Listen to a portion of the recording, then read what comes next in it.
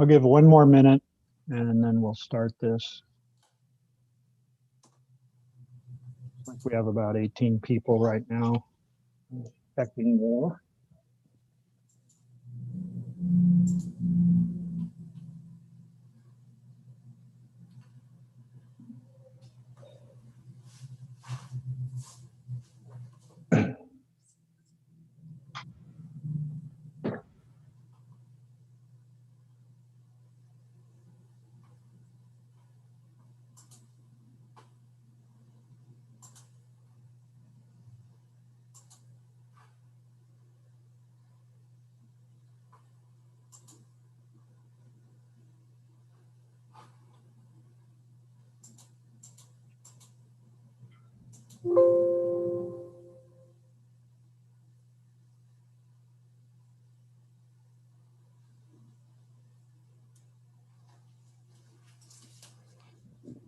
Okay. I'll now call this February 23rd, 2021 joint session of the City Council and Planning Commission for Coburg work session to order at 6:05. We are being recorded, so remember, everything you do is there forever. This meeting is being held via webinar. It is also being live streamed on the city website and being recorded. Please mute your microphones at this time. When called on to speak, unmute yourself. The purpose of this work session is for the City Council and Planning Commission, with staff input, to explore and understand in greater depth the annexation application and agreement process. No action will be taken. All of the packet material is available on the city webpage under the Meetings tab. And for those of you not familiar with packet, that's our materials that the councilors and commissioners get to be able to read through as we go along with the inputs and presentations. Usually, public comment is not allowed during work sessions. As most of the people that are familiar with me and my process, I like to let people talk and have some dialogue so we can move things out throughout the process. So this is not a typical work session because I think it's important that we communicate. So if you have questions or wish to make a comment, please utilize the virtual hand raising feature in the Zoom meeting. And then please wait to be recognized before speaking. Unmute yourself and speak or ask the question, and then please remute once you're done. I want to remind everybody that there's a lot of detail, and planning there's a lot to cover. I'm not sure how long each of the presentations will be, but let's keep it to a minimum as far as questions. This is really a learning process and just an orientation to get through this process. But certainly if you have a question, I invite you to raise that and let's get some answers. At this time, we'll be looking at, action or process moving forward in public hearings in April and May. So these will be public hearings that will be posted before we can take action. I'm sure we'll hear more from staff presentations as far as the details from here. If this meeting is disrupted, we will recess for 5 minutes and return. If the issue is not corrected, the meeting will end and will be rescheduled. So all I ask is that we go through this with respect and courtesy, and let's see if we can learn something here. And we'll cover a lot of detail, I hope, and answer a lot of questions for everybody. Just a real quick process. So we have city councilors and planning commissioners from Coburg. We have Henry O'Hurley from LCOG. He's our associate planner. We have Gary Darnell. He's our city attorney and longtime planning advisor for the city through LCOG. And then I think the rest of us, we have, let's see, Raymond Fisher. He's the applicant for the annexation. We have Patrick Wingard. Thank you, Patrick, for coming. He is with the LCD from the state, and he's a big part of this process. So glad to see him here. Let's see, I think others are listeners, Planning Commission. All right, we're going to move forward, and I'm not sure, I think, is Henry giving the first? Yeah, I can take it from here, Mr. Mayor. Okay, thank you. Oh, Sammy, go ahead. Let's get a roll call just for the record. Oh, sorry, Sammy. That's okay.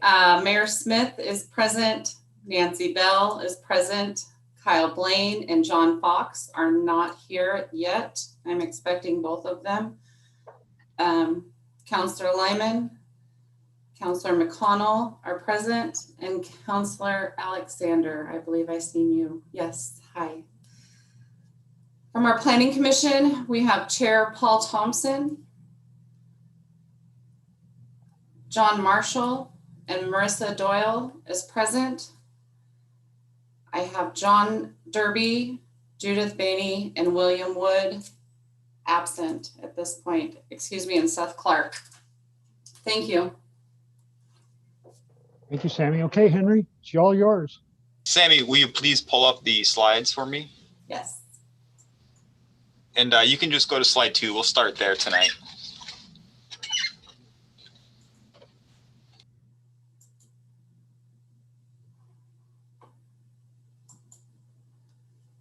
Thank you, Sammy. Good evening, everybody, and thank you for inviting us to your joint work session. My name is Henry Hurley, and alongside with me tonight is Gary Darnell. Before we begin, we'd like to discuss some sidebars for tonight's discussion. Gary, will you please give some instruction as to what should be discussed and what should not be discussed in a work session involving an application for an annexation and a zone change? Well, I would just like to remind the participants that the annexation is a legislative matter, and the zone change that accompanies it is quasi-judicial. And those two different type of proceedings have different procedural requirements, due process requirements. So in a legislative setting, the decision makers can be biased, can have ex parte contacts. And that's not the case in a quasi-judicial decision-making matter. So I would just like to remind people to, if you have questions or comments regarding the zone change, try to be very general if you can, and save those issues for the actual hearings on these matters. I don't think it's a very serious issue because tonight's recording will be placed into the record as we go forward with all the hearings that are required and the decision-making process. So, shouldn't be a legal problem, but it's probably best to be less specific in regard to the zone change and sort of a free-for-all in regards to questions and comments on the annexation. Thank you, Gary. Tonight, we'll outline the application and the request of the applicant. And then Gary will give a brief presentation on the annexation agreement that's been in the works between the city and the applicant. There'll be an opportunity for questions at the end. Next slide, please. So the application was first submitted to the city on September 6, 2020, and it underwent completeness review at that time. The applicant was made aware that an application for a zone change is also required. That application was submitted to the city on November 5th, 2020.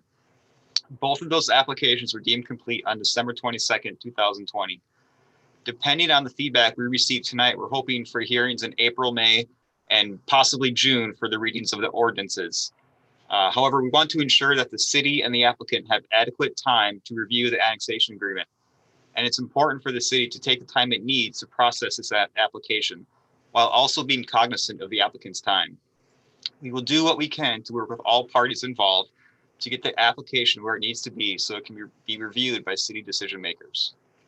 Sammy, next slide, please.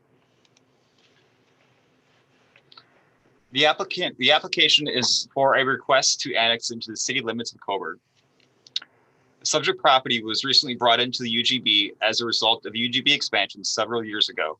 At that time, City Council applied a comp plan map designation to the property of light industrial. When this property is brought into city limits, it will again have to have its initial city zoning designation applied. The applicant has told the city to process these two applications, one for annexation and one for zone change concurrently. This means the applications will follow the same timeline, and because the application is a higher level of review, the 120-day rule no longer applies to the zone change application, which is typically a type 3 process. Also, because the applications are being processed concurrently with a higher level of review, that means the zone change no longer has to go to Planning Commission, but it still can if Planning Commission Chair decides Planning Commission wants to review that application. This is something we will need your feedback on tonight. The alternative is that the zone change, along with the annexation, goes straight to City Council. The property will have a master plan overlay applied to it, which will require any further development to undergo the master plan process as outlined in the code. A traffic impact study will also be required. These two provisions have been included in the annexation agreement. Master plans shall contain a minimum of 20% of open space, and the light industrial zoning requires developments to contain a 25-foot landscape buffer between development and adjacent residential districts. Additionally, setbacks in the light industrial zone can be expanded by additional 200 feet for a total of 225 feet when it abuts a residential district. Next slide, please. Gary, I'll turn it over to you for the annexation agreement. Okay, an annexation agreement is required by the code as a part of the annexation approval process. The agreement is reviewed in draft form during the approval process and then normally executed concurrently with the approval of the annexation. Its purpose is to discuss and address zoning requirements, utility availability, impact fees, and other items that might be relevant to the development. The annexation agreements bind both the city and the developer or the applicant. They can provide the developer with assurances that the city has the capacity to serve the annexed land and will do so at the time that development is imminent. The annexation agreement can also address the developer's concerns that the land use regulations won't change during the life of the agreement. Traditionally, annexation agreements address impact fees that will be charged for annexation, as well as land dedications that might be required. For instance, an annexation agreement might require a developer to donate fees or donate necessary right-of-way or easements to ensure access, transportation access, and the provision of utilities. A developer might also be required to oversize utilities to make them available for full build out of the property. And there's often provisions that allow the developer to recoup those extra expenses. Our agreement is a little different from the traditional annexation agreement because the applicant probably will not be developing the property. Rather, they'll be putting the property up for sale to someone who wishes to develop it. And since actual development isn't known at this time, the impacts can't be assessed and mitigation measures can't be included into the agreement. Also, since the applicant may not be developing the property, the city can't use the agreement to bind the applicant to any specifics that would be dependent upon actual development. The current agreement addresses this issue by requiring the applicant to notify future purchasers, developers of various issues and requirements. Staff feels confident that the existing zoning code provides the tools for the city to address a development when it occurs. Thus, there are criteria in the light industrial district zone, as well as the site review criteria that allow the city to address impacts from development that might be proposed. For instance, a concern has been raised about the retention of vegetative buffering between the property to be annexed and residential development to the east. The light industrial zone, for instance, requires a 20% of the property not be developed and 15% of the property to be landscaped. Further, a 25-foot setback is required between adjacent residential land. So those criteria, those approval standards are already built into the zoning code, and it's not necessary to put them into an annexation agreement. One of the main city's concerns has been that the property to be annexed is valuable to their buildable lands inventory and also reflects a regional demand for light industrial development on property in excess of 20 acres in size. The concern is that for whatever reason, the property might be developed within a reasonable time frame. And that may force the city to look at amending its comprehensive plan to find other suitable property to meet this unique demand for light industrial land. For that reason, the city added sections 1.1 and 2.1 that encourage the applicant to develop the property in a timely manner, i.e. 2 years. It doesn't require that, but it states that that's the desire of the city. And it also mentions later in the agreement that, should the property fail to develop, the city has the ability under annexation law to actually withdraw the property from the city and look elsewhere. Of course, that would mean an urban growth boundary search and a change to the comprehensive plan diagram, which are fairly serious considerations. Just recently, we received some feedback from the developer's real estate attorney regarding the annexation agreement, focusing on this 2-year provision. Staff has some concerns about the provisions, the way they're drafted now, and I think we just need to sit down and talk to the applicant's attorney a little bit more about these provisions. One concern is that the new provision talks about marketing the property for sale and commencement of development activities within a 5-year period, that can be extended for certain reasons. Our concern is that the definition of commencement of development activities can appear to be as merely putting a sign on the property saying it's for sale. So we would certainly like to talk a little bit more about what would constitute commencement of development activities.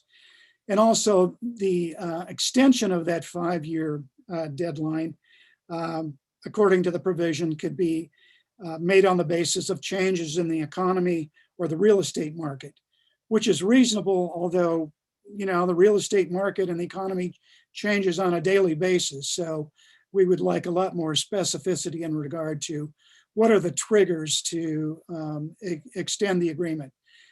So again, I think we need to sit down with the applicant, the applicant's attorney, and talk a little bit more and try to come to some consensus that would address the city's need to encourage development to occur in a timely manner, and, you know, their concerns about the various factors that might preclude quick development.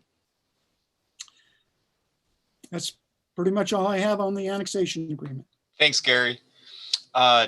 Sammy, that ends our prepared presentation. We'll turn it back over to the mayor if he has questions or if he wants to open it up to the public comment. So we'll turn it back over to you, Mr. Mayor. Thank you, Henry and Gary.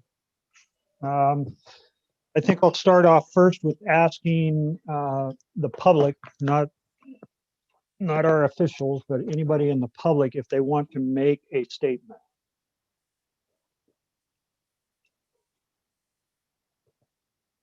Seeing and hearing none. Oh, Kevin Dwyer raised his hand. Yeah. Go ahead, Kevin. Thank you, Mr. Mayor. My name is Kevin Dwyer. I'm a resident of Diamond Ridge on the other side of this proposed annexation property. I was kind of curious as to, just based on your presentation today, how the timelines that you discussed would entail or handling a renovation of the I-5 interchange, which I think would be critical for this sort of development. That was my first question. The second question would be, why would this particular property be wanting to be developed when there's other properties on the west side of I-5 that still seem to have space for additional growth? Or why was this selected versus the north side of Van Dyne, which would allow a light industry to be situated that would be not between two residential areas? So I'll try and answer. We have several people here that are probably more knowledgeable than I am. But as far as the IAMP or the interchange update on I-5, that is a funding issue that we're in the engineering and drawing phase right now with ODOT. And depending upon the development, looking at 2 years for a development, which we've been talking about in our agreement discussion. Getting funding to work on that interchange is not going to happen in 2 years. And I think if Paul Thompson has any more to that, I would certainly welcome his input.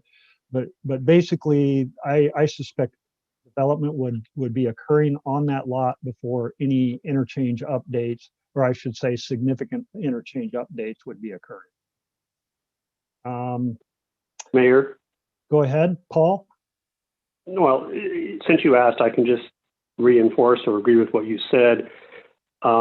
Absent some special, unique source of funding, current regional and state funding for things like interchange improvements are already fully dedicated through 2024. And frankly, funding is already being discussed and projects are already being put forth through 2027. So you're correct. The likelihood of funding this in the next 2 or even 4 years is very, very low. Now, the use of other properties on the other side, one of the things that is unique about this property that we're talking about on the east side is it's a regional demand. That was the justification to get it into our urban growth boundary.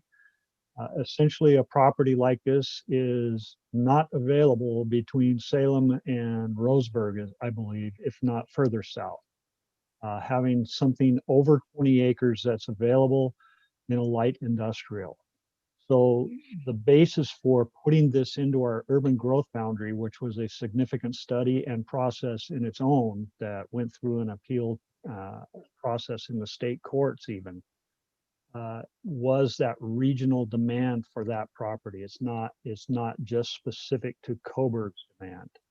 So the city of Coburg picked that up as a regional demand issue to be included into our urban growth boundary with the specific requirement of lots being 20 acres or larger. We do have one block of land that is 20 acres, but it's actually, I believe, under 2 or 3 ownerships. And so it's not available as that regional 20 acre. So it's really, that part of it is really addressing the regional, not the Coburg growth part of it. So when you see those empty lots in our light industrial, that's why this is significant, because it was answering a Lane County regional need for those larger lots. And was there anything else? Yes. Does that answer those, Kevin? Yes, Mr. Mayor. Why that particular property between the RV park and Diamond Ridge and other versus right north of Van Dyne, that which looks like an extensive acres, and I believe may or may not be owned by the same person? Why was that not selected? Mr. Dwyer, it's an interesting thing, but if you look at our urban growth boundary process, that was included in the discussion. And through that process, that piece of property was eliminated. I can't recall the details as to why, but it was less desirable for some reason. There was several pieces of land. If you look at the map of Coburg, in that UGB study, all around, these were put into zones, and then they were discussed in public meetings, and using a process of validating what the strengths and weaknesses were and how they fit into Oregon planning laws, we eliminated them. I can't tell you the details right now, but they're certainly available in the public hearing paperwork that we did as we eliminated those. Mr. Mayor, Gary? if I could add, I believe that the property at the northeast corner of the intersection had significant wetland issues, and that was one of the reasons that it was prioritized much lower. I do recall that now that you mentioned that. We had some properties also on the west side that were in floodplains, and under state planning, that's a priority that we're able to lower the priority of that property, or the viability of that property for the UGB. And again, I know there's a lot more detailed stuff that we could provide to you, Mr. Dwyer, if you had those questions. Thank you, Mr. Mayor. I just moved up here to this lovely area, and I'm sorry I don't have the total history about the process. I am trying to catch up. It's been a long process. I started 30 years ago on the chair as the planning commission, and it's ongoing forever. State law does require us to plan for growth as a city, but that helps us not to develop the farmlands and stuff. And so it has its good and bad. We really can't say no to growth because the state requires us to plan for growth. And so it's all part of that complex process. Thank you. Any other questions? Councilor Lehman.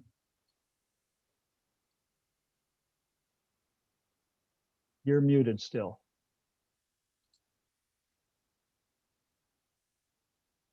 All right, can you hear me Yes. now?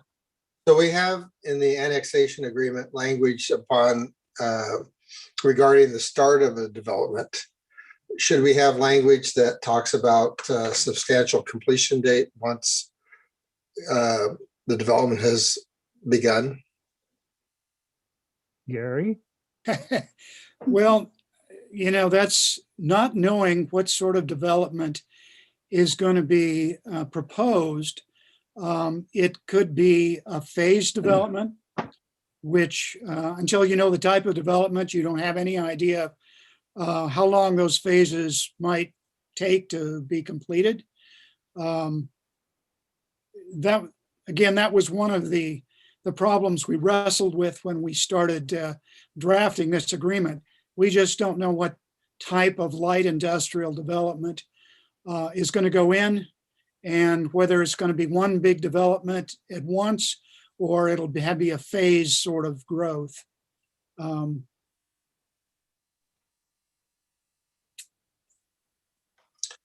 my concern is that if we have a concern that we definitely want to have some language around the start of the development, otherwise we have the option to withdraw.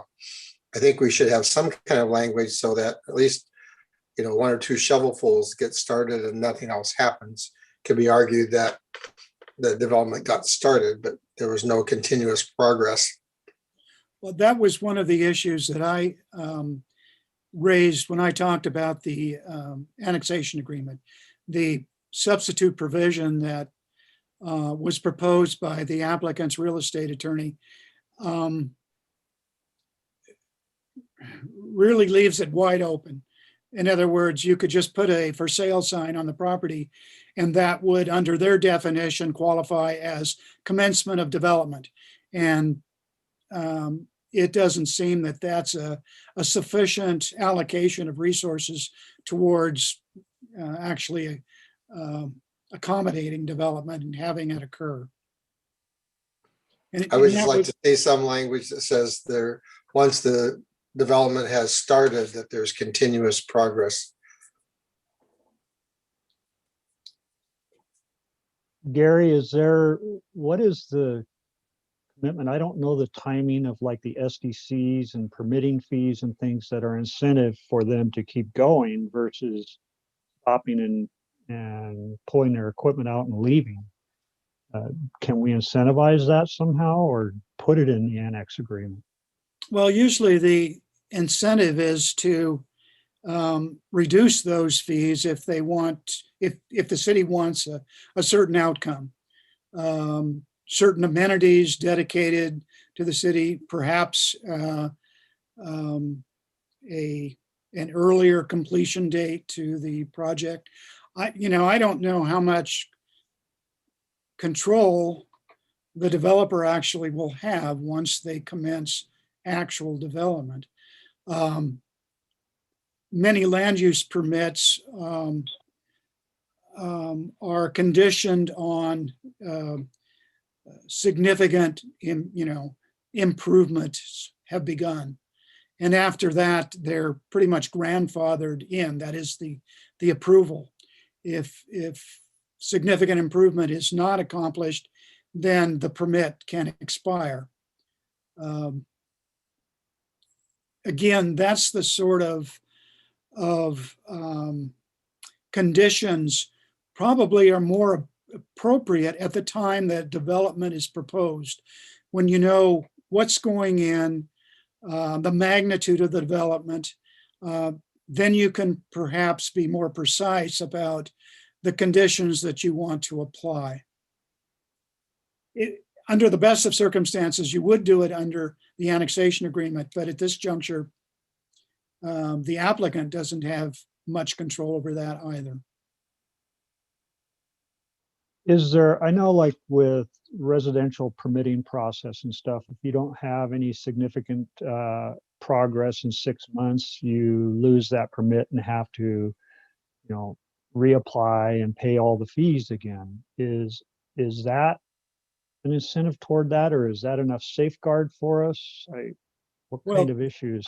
I think the only leverage you have during the annexation process is that you withdraw the property. Okay. Paul Thompson? Thank you, Mayor. Actually, a couple of things. One of them following up on this discussion. Mayor, I think when you were asking about SDCs as an incentive and the timing of those, maybe you were referring to, once they pay their money, they're less likely to leave. And please correct me if I've got this wrong, Ann or somebody else, but I'm pretty sure Coburg collects all of their system development charges at the time the building permit is issued. So right up front, the city would be collecting that revenue and would, therefore be a disincentive for them to leave after they've paid that money. The other thing that, following up on what was just said, and I think part of what I heard Gary say is, if I am reading this correctly, there will be a requirement for a master plan overlay, and that master plan overlay and, development permit can be the time when conditions around the timing of completing the master plan and building out the permitted development might be more appropriately discussed and imposed. Does that sound reasonable, Gary? Yes. And then, Mayor, if I can, I had another question of Gary. Go ahead. So I was curious, aside from this issue of withdrawing the land 2-5 years down the road if development is not proceeding, assuming the annexation agreement is executed, are there any other things that typically might crop up prior to development that would require the city to want to amend the annexation agreement? And would we have that authority? How would we go about reopening the annexation agreement? I know there's a lot of things that would go into the discussions again around the master planning and around building permits, development permits, and all of that. And that's maybe where most of these things would get discussed. But is there anything that could require or anything that could happen that might lead to the city wanting to reopen the annexation agreement? And is that possible? It is possible, but I think it would take concurrence from both parties. I think the likely scenario of that happening would be if the applicant actually decides to develop the property themselves.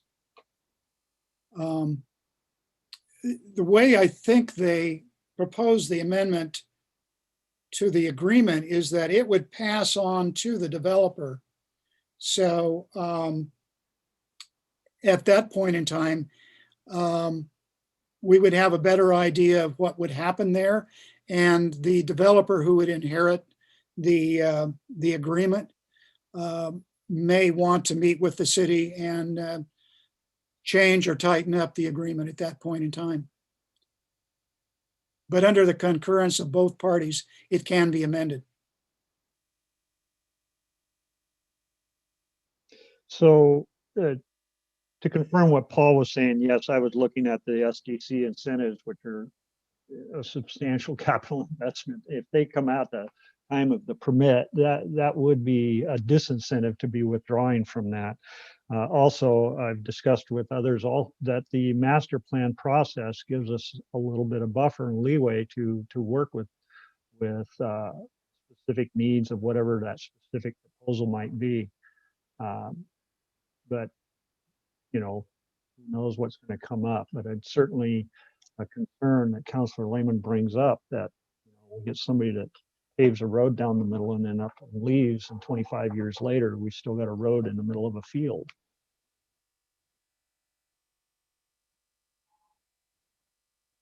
Are there any other questions or comments from anybody? Councilor Lehman? So we are doing the underground bore across the freeway. What other services, facilities are we doing in anticipation of this development? And where would that be in timeline to their starting and or completion of the project? So once again, not knowing what that development would be, we already have the bore, the conduit under I-5. So that's available to us. We currently have a sewer line hanging off the interstate bridge. And certainly the design of the new interstate bridge would include the utilities being able to be carried on that bridge, hopefully. There's in our master plan, our water master plan, there's a subsequent bore to the north to create a loop, which a loop in a water system is much more vital and important and sustainable. So that's in the future, depending on what the need is on that east side. If we get a developer that comes in and needs more than what that conduit under I-5 carries now, then that's part of our systems development, and our master plan is to help offset whatever we would have to do to provide the utilities that they would need. Mhm. How about a water tank? Was that part of the That's question?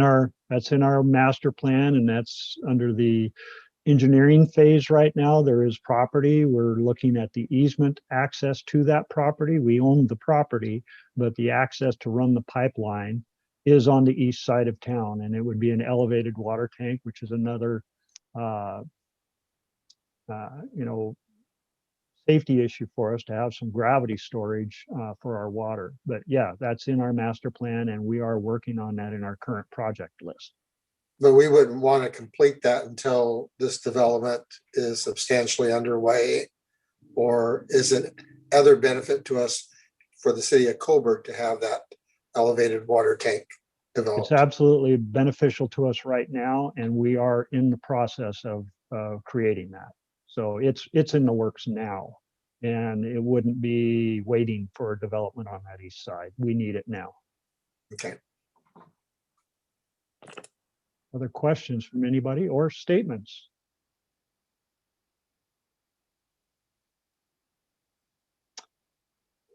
Commissioner Marshall. Hopefully you could hear me. Yes. The question I've got, or concern or understanding, is the interchange in regards to the development. If there's no way that we can tie the two together in some manner, we could go ahead and say force the development and go full speed ahead, but have no control over when the interchange might be done. Aren't we basically giving ourselves a real problem, traffic problem down the road, if we don't have some incentive from the state to get that thing done? I mean, if they're wanting to have, and like you said, this is something important to the state and to the county, you would think in turn that they would prioritize that interchange and get that done. You would think. And prioritization in interstate projects, as Paul Thompson suggested, I think it's 2 and 3 year step, the funding of projects. So you're talking 4 to 6 years is common, even on a high priority list. Those of you familiar with Beltline, it's been on the list for the Central Lane area forever, but it's a prioritization and it's a lot of money. And we can So see to tie that, go ahead. You can see the problems that they've had with Beltline and not getting it done, and a lot of upset people. And so there's a deep frustration. I've been involved in 2 of the regional transportation organizations, Lane Act and MPO, for years, and we've been discussing these things for years. And it's, we certainly can bump it up when jobs are tied into it, when economic development is tied into it. It bumps us up on the priority, and we are actually, the Coburg interchange is a priority project. And Councillor Fox is on the Lane Act, and he's raising his hand. Go ahead, John. When I was on the MPO back in 2011 and prior, the interchange was talked about back then, and it was not into the distant future, which seems like we're in the distant future and still gets put off. I actually think, and I was thinking about it today with potholes in the street, and one of the major way that potholes get repaired is citizens complaint. And then they respond, whatever the entity is. It seems to me almost that if it gets developed on the east side, the need for the interchange improvement becomes more pressing than fixing the interchange first and then develop. I don't know, but I think that's the way it may work. Well, just to familiarize you with what is going on, the IAMP, the Interchange Access Management Plan, I believe it's called, essentially the west side has been done. You know, they resloped it, they widened the streets, they cut off Roberts Court. The IAMP is in the engineering phase. They're actually drawing it. I believe they spent over $1 million or budgeted over $1 million to get the design and easement issues for the east side. So it's going to be shovel ready. So if we get infrastructure money from the federal government and thus trickles down through the state to hit a priority project, which Coburg Interchange is a priority project, then we're almost shovel ready. There's specific design standards and everything that are being worked out. And I know that Raymond Fisher, I believe, has already been contacted by them and looking at access, because this property that we're talking about has to be used for the access of everything to the south of that road, Van Dyne Road. And so it's a complex issue. And it's money, just like everything else. And I'm not sure that Coburg or anybody else is going to have the power to say, you can't build anything until that interchange is there. And we can't, it's hard to get the two together, but as one occurs, it places the other one up higher in priority on the state list. I hope that's helpful. And maybe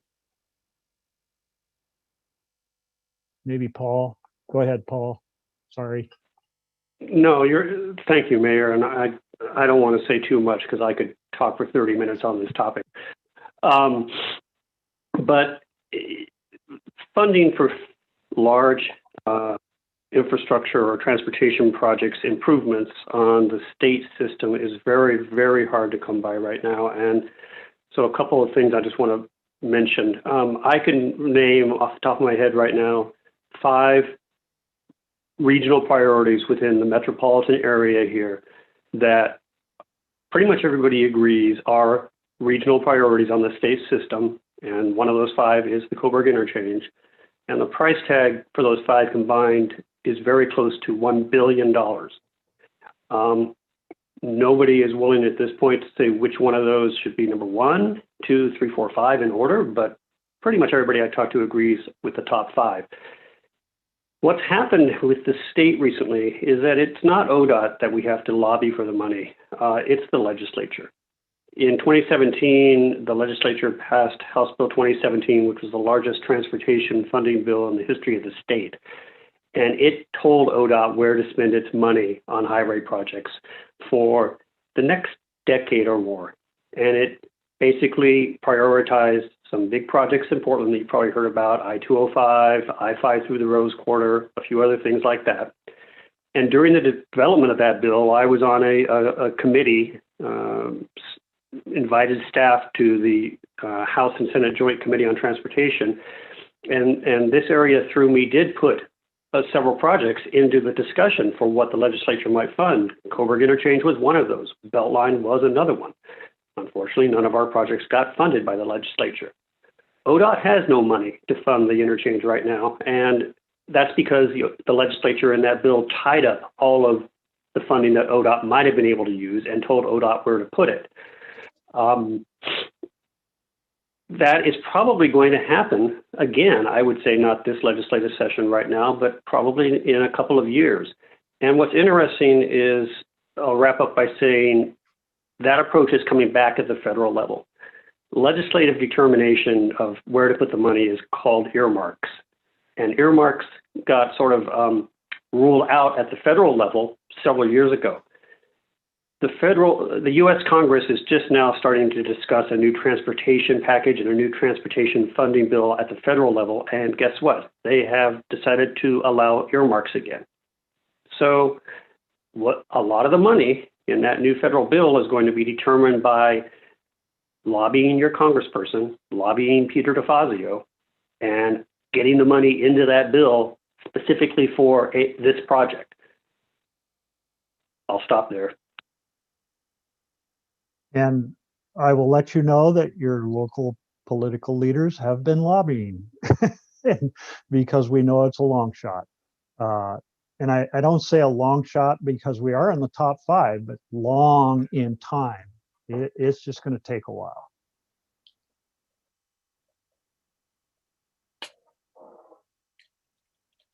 Does anybody else have any questions or comments about? I see Ann. Go ahead, Ann. I just wanted to make a quick comment to call attention that in a master plan development, a transportation plan is required, or a transportation analysis is required. So any developer is going to have to go through a process to address transportation for the development. That's all I wanted to say. And again, the master plan allows us to get into a lot of detail and really specifically request some things, not outlandish, but there's flexibility and it works both ways. We may need to meet the developer's need for something specific, but it's give and take. There's a buffer in there. So there is some safeguards to that aspect, but I appreciate the concern for the time of development and initiating the development and completion of the development. Anybody else have questions or comments about process, what we have to do, how all this goes about?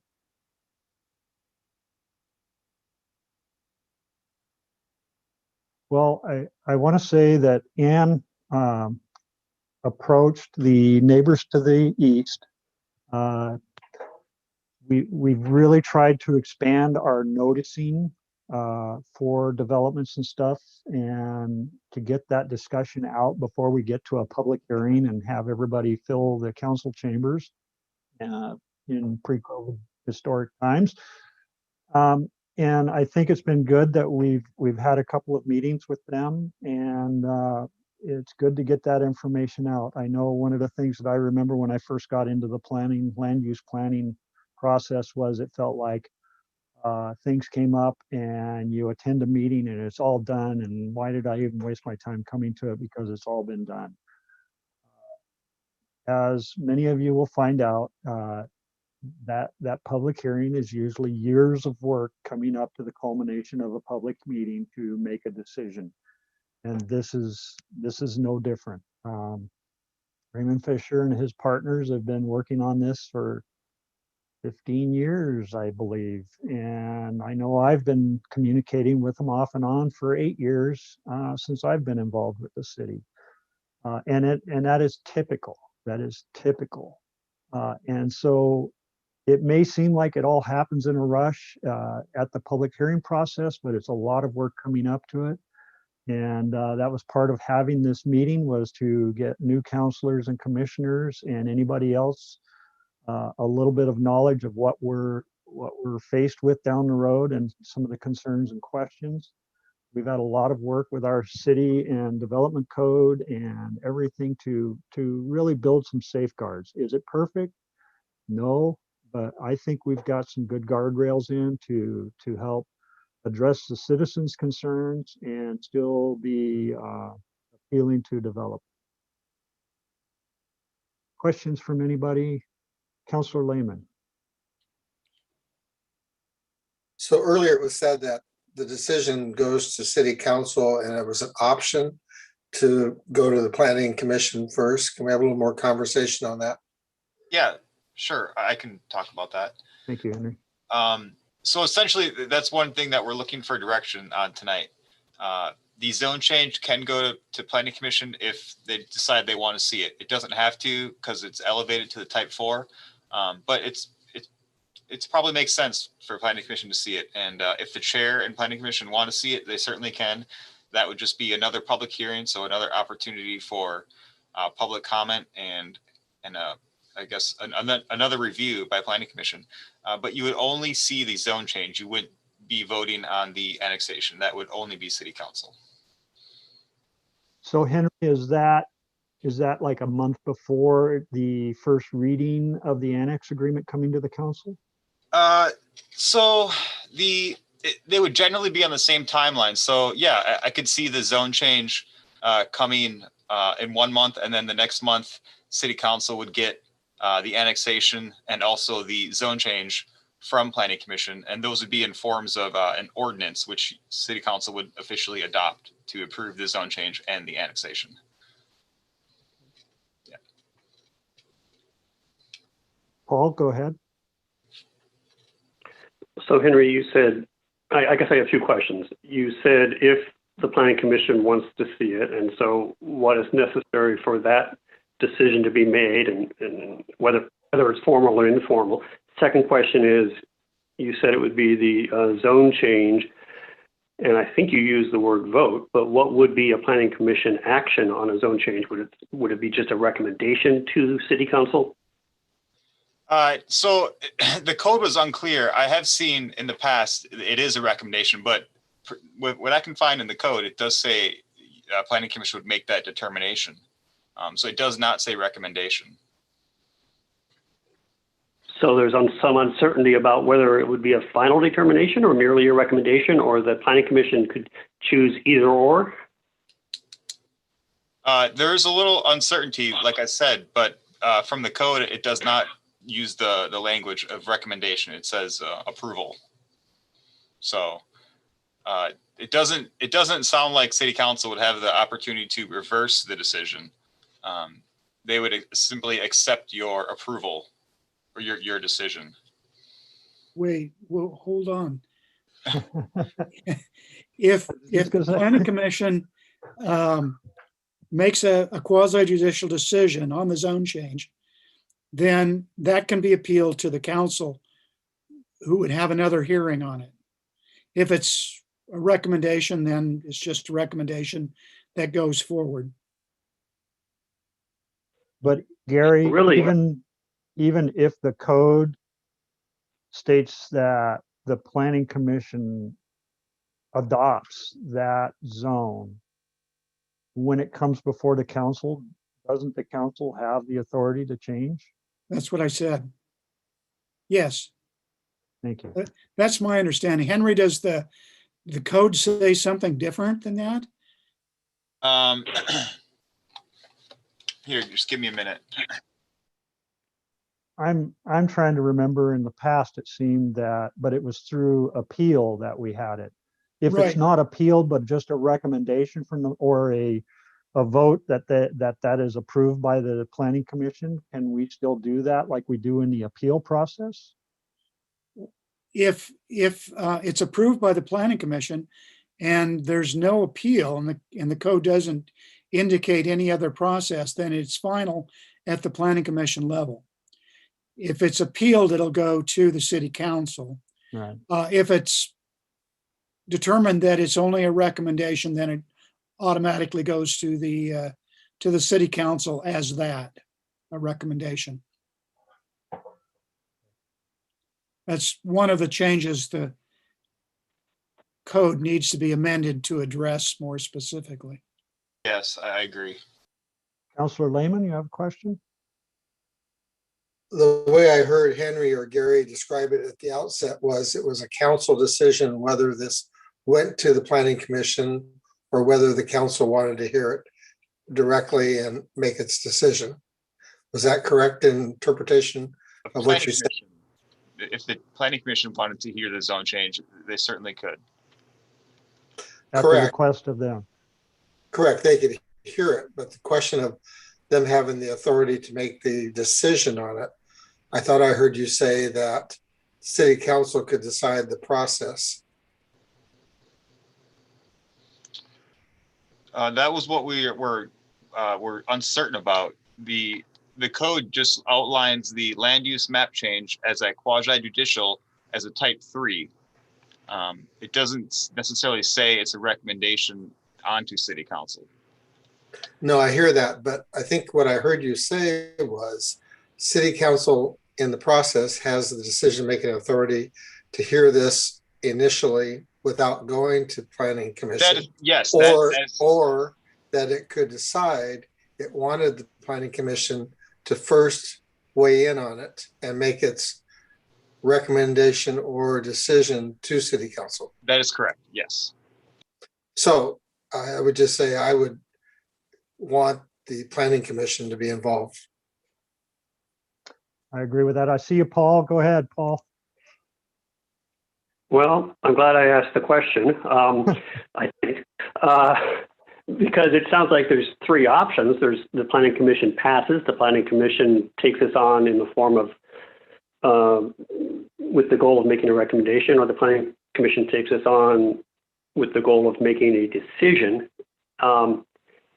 And I think I just heard that really that choice should be made by the city council if the planning commission doesn't make that choice by itself. Is that correct?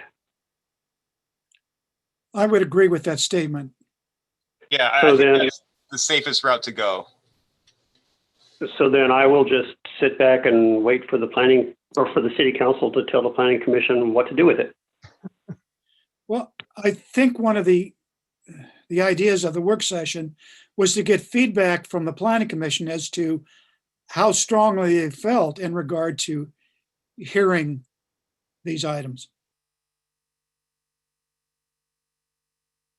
Well, it's not just the planning commission, it was also the council as to how they felt about the light industrial too. And so now that we're getting the step process, so initially I was hearing that if the planning commission chair wanted to review it, requested to review it, they could, and they could make the decision. But now my understanding is that the council makes that decision as to whether the planning commission will review it and whether it would be a recommendation or an action. Well, Yes. a recommendation is an action, but a decision. Right. And we were hoping for planning commission feedback to the council on that issue. So you would have the benefit of their input on that issue. Well, we've heard from one counselor. Are there any commissioners that have an opinion? I know you have opinions, but anything you want to voice here? I see John holding his arms. What about counselors? Oh, go ahead, John. Well, my first question would be if the request comes to the planning commission for this zone change and turn it into light industrial. Now, we did have an advisory committee or something set up a year or so ago that discussed this particular property as being employment lands or something along those lines. And this was going to be a campus industrial zone. And there was a lot of discussion about how that was to be set up and in the campus and as a campus industrial zone and not light industrial. And then I understand that there was some requests made by the state or the county that it would be better for this land to be zoned light industrial, be more usable, sellable, whatever. And so this is the first I'd heard that they were going to turn this into or make the request to be light industrial. I guess my question would be is what process does the planning commission take or decision do we make in regards to making that decision as a zone change? Which facts do we use or what do we look at to make a decision or a recommendation to city council to, yeah, it's a good request or no, we don't like it. I'm not sure what we use, what facts, usually we have a code or some sort of information that we digest. In this particular case, I don't have that, or we don't have that. If I So- might speak to this, Mr. Mayor, Gary, I think the number one guiding document would be your comprehensive plan. And the plan map designates the property as light industrial. Okay, And that limits your options significantly. For instance, you couldn't zone it industrial, just plain industrial. right. Or, and I think in terms of your buildable lands inventory, in terms of what the need was expressed by the comp plan process, that would pretty much guide your decision-making in terms of what zoning is appropriate as well. so Gary, Decision's been made. can't, I see no reason to sit and discuss it. It's light industrial. So therefore, the request has been made to bring it in. Now, there might have been a discussion. The guy said, the landowner came in and says, I want to turn this into a commercial property. Then we would have some discussions. But if he's fallen right in with the comprehensive plan, I'm not sure what the planning commission, what's the use of it, of running it through the planning commission before it goes to city council. Paul? So I completely understand and don't disagree with Commissioner Marshall on that point. But I do see a value, even if, in a sense, since the comp plan says it's light industrial, the planning commission is most likely going to find that. And I don't know if that's the case, but that, I think, is the argument that Commissioner Marshall was saying. But the value I see is, I think, aligned with what the mayor said earlier and has said for years, and I agree with, which is every opportunity for public input and discussion. And, there's going to be ultimately, I think, a decision, whether it's because the planning commission only recommends something, or even if the planning commission makes a decision, it might be appealed. I think ultimately there's going to be a decision at the council level. And all of the opportunities for citizens to hear the facts, to hear the whys and the reasoning before it gets to that final decision, or as the mayor put it a few minutes ago, before it gets 2 years down the road. It won't be that long this time, but before it gets down the road to a public hearing and people suddenly say, where did this come from? Let's at least have this fairly easy opportunity for one more public engagement point at the planning commission. And I certainly agree with Chair Thompson on that. And the discussion, as Commissioner Marshall was talking about when we had the Employment Lands Committee, and the information that came out of that, even the light discussion of it, would just, I think, give more opportunity for public input. So I have a question to Gary. If the comp plan is showing light industrial, is there any other zoning that could be presented, because the comp plan already has light industrial, to Commissioner Marshall? Well, traditionally, if there's no other textual component to the comprehensive plan on a designation, any zone change any zoning that is less intensive than the plan designation is not considered inconsistent. However, you have to look at the history of bringing that property in and designating it as light industrial. And I think there's some very specific history in regard to this property, why it was designated, why it was chosen, on what basis was it chosen. And that pretty much limits a rezoning to residential, for instance, or even commercial. It was aimed at satisfying not just a Coburg's need for light industrial, but also a regional need. Yes, this was approved by the Lane County Commissioners and went through DLCD and for that regional aspect. And so you're right, there's a significant history to get to this point. So the only thing I see is there a can there be a move to a campus industrial versus a light industrial? Henry, my memory is that a campus industrial is not prohibited by the light industrial zoning district, is it? I don't recall off the top of my head, Gary. Let me look it up real quick. No, I don't see why it's prohibited. We just have to meet the basic lot requirements. Right. The minimum lot area is oh,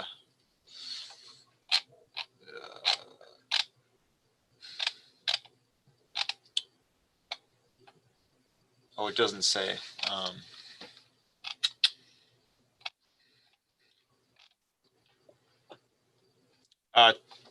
20 acres is the minimum lot size. And that's, we've already got that in the discussion when we did the regional planning for it. So I'll say again that I agree. Chair Thompson knows how I feel, and I think everybody here that works with me knows that opportunity for public input is the best way to go. And just giving one more review and giving some of our citizens and our commissioners the opportunity to look at it. Maybe they find something that they can make a recommendation to council that we aren't seeing right now. I think, we've got a planning commission. These people work with this stuff many times, and I think it's important to, they're supposed to be the experts in some of these issues, and get some feedback from one more public hearing, our planning commissioners giving input, and that, when I was a counselor and as a mayor, I think it gives us more strength when we do make the final decision. So is there any comments or questions from commissioners?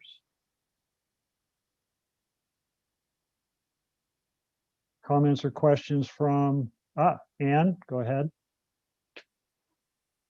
I just want clarification from what I heard you say, is because I think that what I heard you say is that you're looking for the planning commission to make a recommendation and then the council would make the final decision. That's my opinion. I was just going to poll the counselors to see what they wanted to do, but I think a recommendation would be the best thing, because we're relying on them to give some review and give us the authority to make the final decision, but certainly based on a recommendation from our planning commissioner. Mr. Mayor, Go ahead. whatever the consensus is, the staff would feel, legal staff would be most comfortable if that was put on a future council agenda and a motion was made, so that there's an official council interpretation of the code as how it would be applied in this case. Okay, I get that, but we're looking for direction as to whether it should go to the commissioners. Correct. Yeah, okay. And then we would delineate exactly what we expect from them in a motion at a meeting. Yes. Actually, I think Gary just covered what I was thinking about, which is I would appreciate a formal council action, and not just a discussion tonight that says, okay, planning commission, make a recommendation only, because I think without a formal council action, what I heard Henry and Gary say is that the planning commission, absent any formal council action, would have really the option to make a recommendation or a decision. And so the council should decide whether it wants to send it to planning commission with both of those options still open, or only one of them. I agree. So we need to make that an official discussion at a non-work session meeting, but we need to give staff direction. And I'd like to go through the counselors in a roundtable and see what their opinions are about the question of having our planning commission review this zoning. Councilor Lehman, I'm going to start with you. Well, I think it should go to planning commission, but the way I heard the interpretation of what the statute said was they make the decision, not a recommendation. If they make the decision, then it can be appealed to city council to uphold that or overturn that decision. So my understanding is that council could direct them to make a recommendation rather than a decision. That's not what I heard Gary say earlier, when his reading of the statute said that they make a decision. Gary or Henry? I think that's what Henry said, was that the way the code's written, the planning commission gives approval. Is that not correct, Henry? So Gary, what I was referring to is what we briefly talked about this morning, was the land use district map change is a type 3. And that this property technically is quasi judicial in that it's single property. And then you get to the type 4 legislative when it involves more than one property. So that was the conundrum I was dealing with this morning. Right. But what does it say about type 3 decision-making in regard to the planning commission? Type 3 decisions are made by the planning commission after a public hearing, whose appeals are reviewed by city council. Right. That what Councilor Lehman said. So if we refer to the planning commission, it will be a decision. That's what the what I'm- code says. That's what Okay. I'm hearing, that it really is just a decision. And frankly, may I ask, Mayor, you just said if you refer it to the planning commission, it would be a decision, but is there an option to not even refer it to the planning commission? Correct. That's what I'm hearing, is that it can all be done at the council. Well, the council has the authority to, as long as they apply due process procedures, to vary from the procedures in their code. It's usually only done in extraordinary circumstance. For instance, where you're trying desperately to meet the 120-day decision-making rule. As long as there's no tight timeframes, there's probably no problem with sending it to the planning commission for their approval or for their decision. If we didn't do that, would create a quasi judicial for the council making that decision? Correct. Okay. So if it goes to council, to the commissioners, it will be a decision. And the only way the council would be dealing with it is if it is appealed. So Councilor Lehman, Councilor Alexander, your input. I'd like to send it to the planning commission also. And Councilor Bell.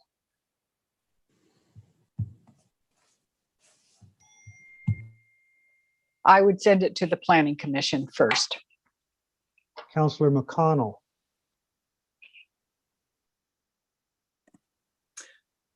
I would send it to the planning commission. And Councilor Fox. I would send it to the planning commission with the understanding you can either approve it or remediate for a change. So staff direction sounds pretty clear. We'll need a motion. No, well, you don't need a motion. We don't need to discuss what they're going to do because they're going to make a decision. Right. Now, the council- I think we have to somehow, in a formal setting, make the decision to send it to the planning commission. Otherwise, how would a direction have gotten to them to do it? And we can't do it at a work session. Right.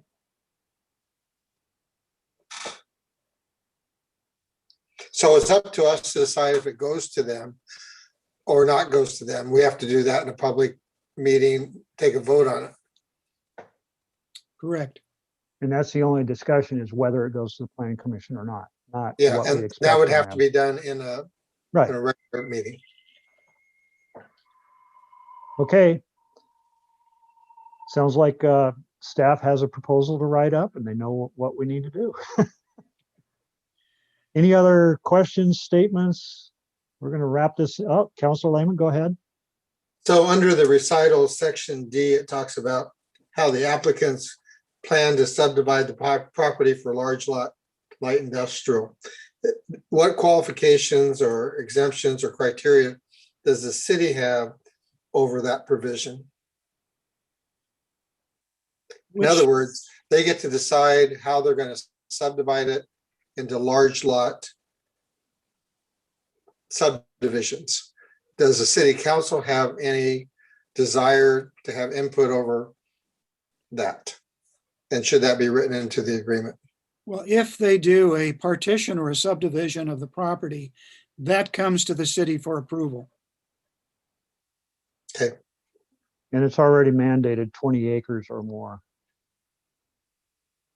through the regional requirement. Okay. Any other questions? And the other part I want to remind everybody is this would be a master plan application for any development. So there's another huge step in talking about what can and can't be done with this at that point.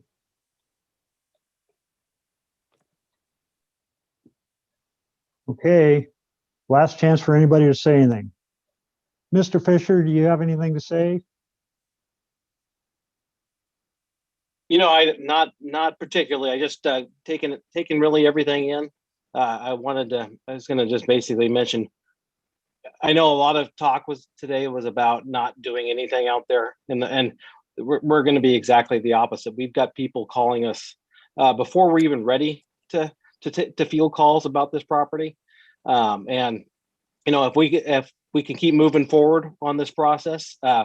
That concern of not having something developed won't be a concern at all. So just wanted to again thank the city. This has been like the mayor said, a long process. And it's I've seen a lot of you have moved around in different, some have been city councilors and back to commissioners. And so we just appreciate the opportunity to move forward with you folks. Thank you, Mr. Fisher. Appreciate the work you've done. Anybody else? Last chance. I'm gonna, Patrick. Welcome, Hey, Patrick. I didn't know whether to chime in or not, Mr. Mayor, Please. but I am going to chime in. Henry, I'm looking at the consolidated land use application proceedings, and it seems pretty clear to me that the city council shall make the decision in an order of prioritization: city council, planning commission, other body. I don't think it's a huge deal. I mean, I like the direction you're heading. Take it to the planning commission, let the planning commission make a recommendation, but be careful about having the planning commission being the decision maker. I will hit send on an email to Ann and Henry. I just wrote it up. I'm sheepishly wondering whether to bring it up right now at the tail end, but take a look, because you do have a little bit of an issue in the way that you set up your zone change decision making. I believe the code uses the word recommend when it probably should use the word decision in a subsection A that I can share with your legal counsel. But on this particular item of whether or not the planning commission could or should have the decision to review it, or could or should be the decision-making body, the way I read the code, I think it's pretty clear that when the city of Coburg receives 2 or more land use applications, they shall be consolidated. And when they're consolidated, the review authority with the highest authority, city council in this case, shall be to this decision maker on everything.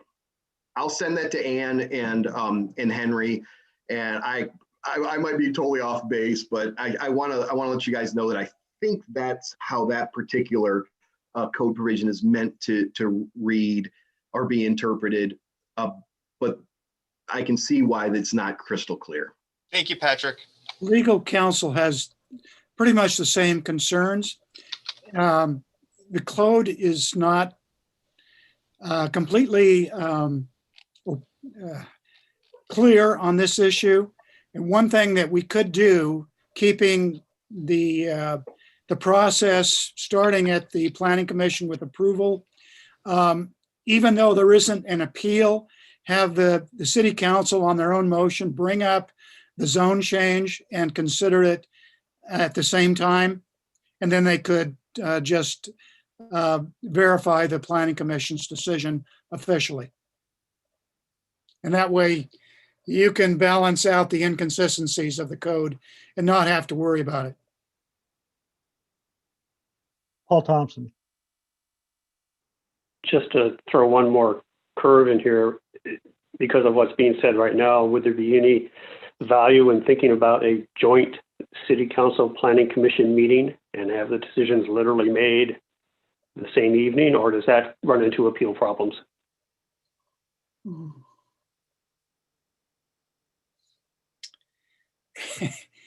Thank you, Paul. Wow.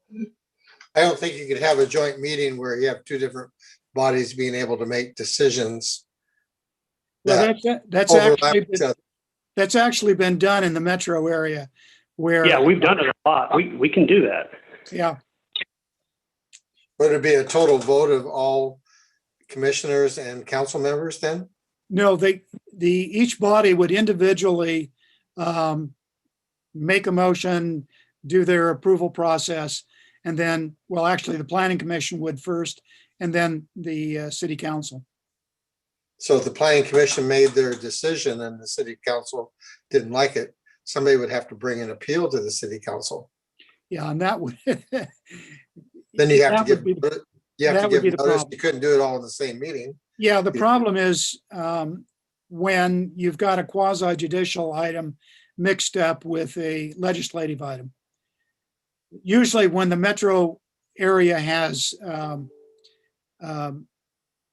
consolidated decision-making like that, it's with legislative matters, like an amendment to the comprehensive plan. So in this case, we probably couldn't do it, Paul. Right. If, there was Never mind. potential for an appeal. Great question, Chair Thompson. I think we've delivered our intent as a council and planning commission, and I think there's certainly a lot of technical things that our staff needs to work out before they come to the council with wording and possible decision for the council to make. Ann, do you feel that way? Do you agree with that?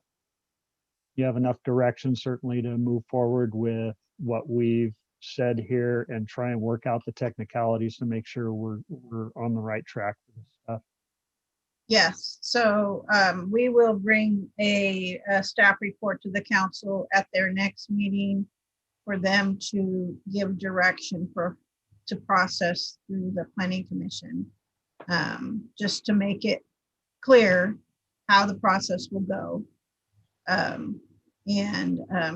I'll get with Henry and Gary to make sure that that's worded correctly. And yeah. Excellent. Thank you, Ann. We can do that. There's a lot of information and a lot of knowledge here in this group, and I appreciate all of you, and it's never easy, never easy, but I'm amazed at how we get through this stuff. So appreciate the patience. Any other final comments from anybody? Mr. Wingard, the LCD. Sorry, I should introduce myself to Patrick Wingard, Department of Land Conservation Development. So just really quickly, at the point in the conversation regarding would a light industrial zone work versus the campus industrial zone, my answer to that would be either could work, so long as they implement your ordinance 199-G, that's the UGB amendment, and it adheres to the sideboards of that decision, 20-acre minimum lot size, and a few other things that are captured in the comp plan policies. But I just wanted to chime in. theoretically, either zone could work, and they are really similar to one another. Okay. Thank you, Patrick. Any other final comments? No questions? All right, we're going to adjourn this meeting at 7:32. Thank you, everybody, for your patience and great input. Good discussion. Good night, everybody.